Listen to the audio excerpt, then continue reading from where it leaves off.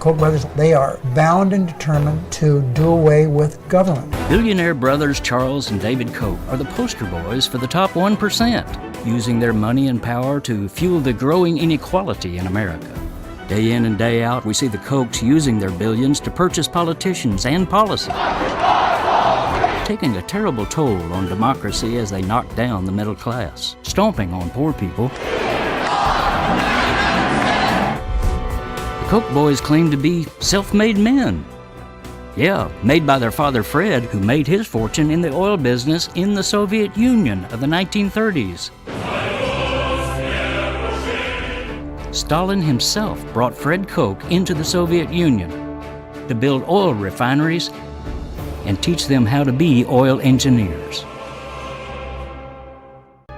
The Koch brothers are trying to buy America.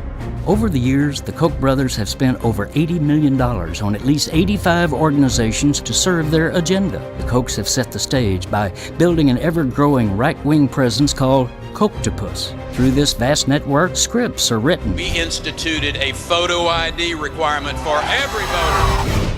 Actors are cast. Regulate CO2 under the Clean Air Act is wrong and should not be allowed to stand.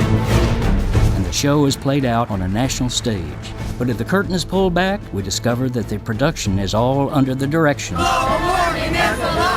the Koch brothers.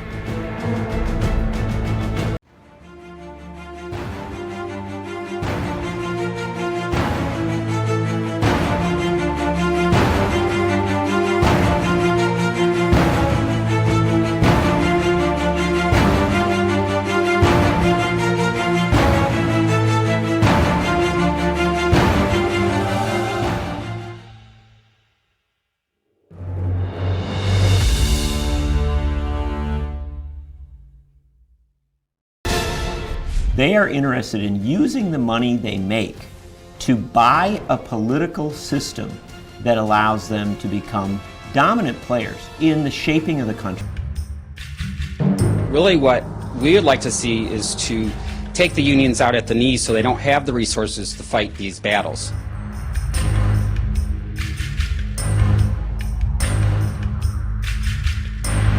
This is a coordinated effort where you have ALEC and Americans for Prosperity, the Koch brothers and their allies spending millions and millions and millions of dollars to fight unions and to take this country backwards.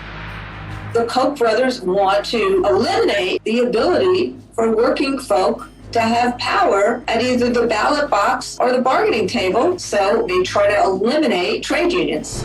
The Koch brothers not only want to destroy unions, but they want to destroy the lives of working people across this country. They do not want to have safety regulations. They do not want workers to be able to negotiate wages and benefits. Over the past 4 years, the president showed his true colors. He slashed rules designed to protect us on the job. He cut workplace health and safety inspectors to their lowest level in history. He took overtime pay away from millions of workers. At every turn, he's actively undermined collective bargaining and the freedom to form a union.